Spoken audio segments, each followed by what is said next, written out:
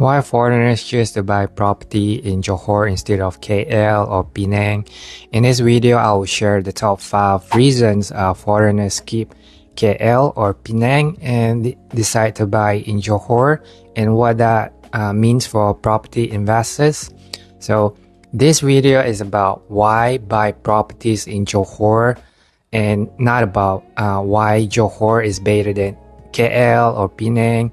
I'm based in Johor, and through my on-the-ground interactions, these are the reasons I have heard directly from buyers. I won't talk about KL or Penang because I'm not based there and definitely not a subject expert for those markets. But one thing I'm sure of is that each city has its pros and cons, its goods and bads.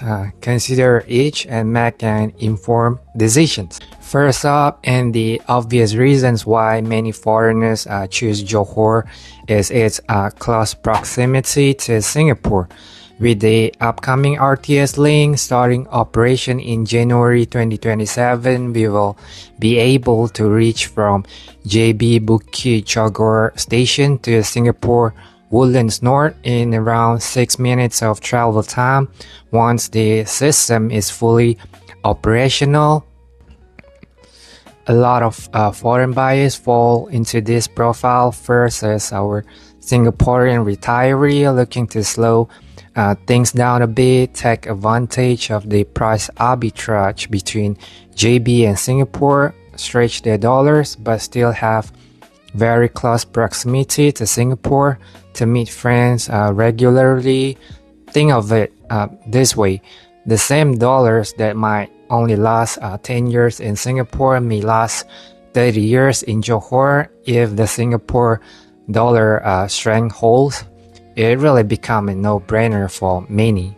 Second is this non-Singaporean retiree who worked in Singapore before. They have already lived in Singapore, want a lower cost of living, but still wants to be close enough to Singapore for family, doctors, or just familiar lifestyle connections.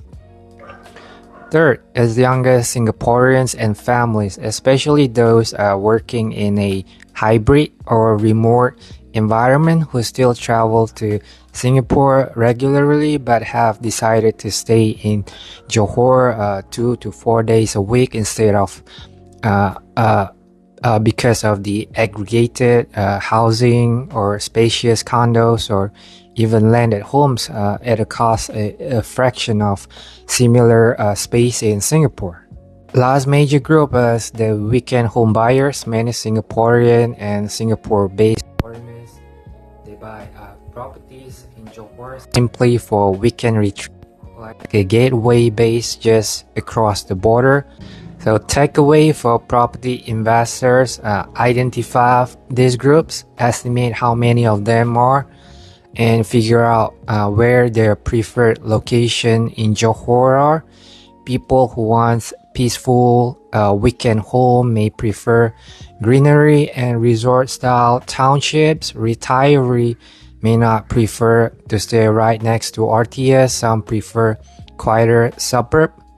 If you're targeting local demand, you may want to avoid areas dominated by cross-border buyers because pricing dynamic can differ. Second on the list is the big team for Johor last year, the Johor-Singapore Special Economic Zone, JSSEZ, officially signed in January 2025. The JSSEZ covers over 3,500 square kilometers and include 9 flagship zones across areas like Iskandarputeri, Penang, Pasigudang, and forestcity. It is designed to attract foreign investment and deepen economic collaborations, especially between Malaysia and Singapore. So it harnesses Johor industrial strength and land scale alongside Singapore financial, business, and global connectivity, and offers tax incentive to firms in sectors such as logistics, manufacturing, digital economy, healthcare, and business activities or services. Foreign buyers who are buying property in Johor because of JSSEZ include those who look for business opportunity, exposure, people who see the potential for new HQ offices, regional operations, or SME business growth aligned with JSSEZ sectors, or they are attached to foreign companies investing or setting up operations in Johor. Many of these buyers live close to where the company has facilities or is expanding. Or those buyers who are forward-looking investors, they believe JSSEZ will change Johor economic landscape over time and wants a foothold early in the game. But a key point for a property investor, don't look at Johor as one homogeneous market. Each JSSEZ zone has different industry focus.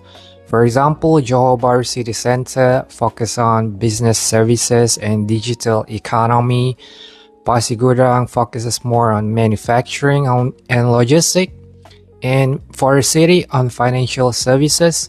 To illustrate the point, we shouldn't expect industrial factories in JB City Center.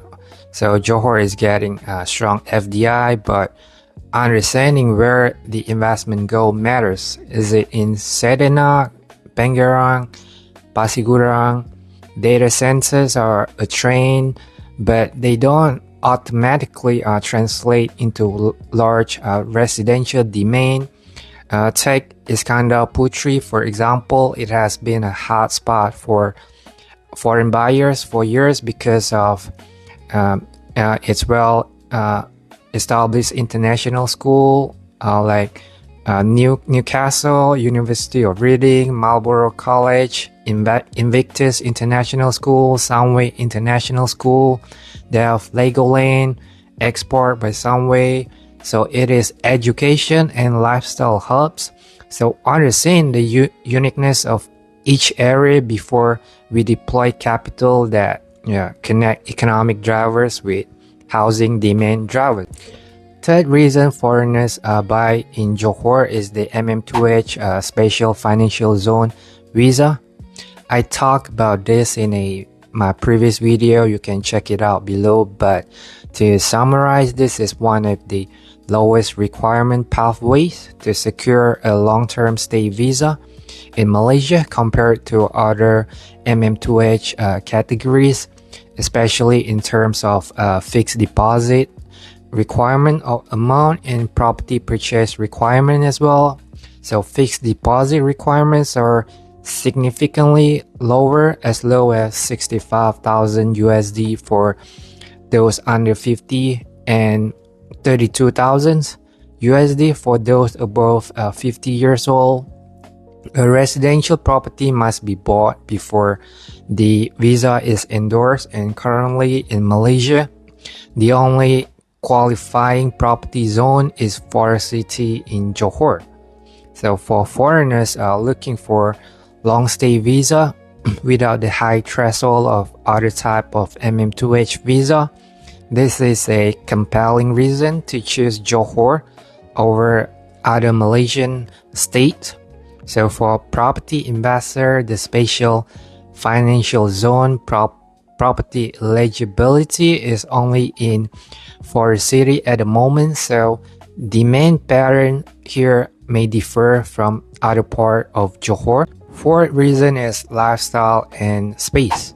Johor can feel more peaceful, spacious, and surrounded by greenery compared to more congested Malaysian cities. So hear me out. A certain part of Johor can get congested, especially near JBCC, but areas like Iskandarputeri with well-planned townships such as by Sunway, Horizon Hill, Ike Botanic, Leisure Farm attract people because of its low density planning, greenery and open spaces, modern township development, and proximity to Singapore. For lifestyle and leisure activities, many foreign buyers are specifically choosing the less urbanized, more landscape pockets of development. Lastly, some foreign buyers are speculators, driven by short-term market momentum rather than long-term fundamental.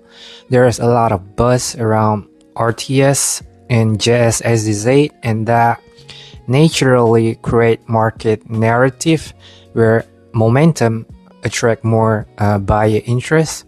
Some buyers enter based on what if Johor become a next big thing mentality. The truth is nobody know the future with certainty, and narrative like infrastructure and policy catalysts don't always translate to uniform property performance everywhere in Johor.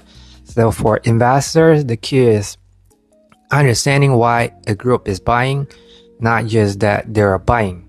That will help you decide where the demand really is. Here's what I find interesting. RTS is the immediate catalyst, but if so, why are properties 10 kilometers, 20 kilometers away from the upcoming RTS also rising in price?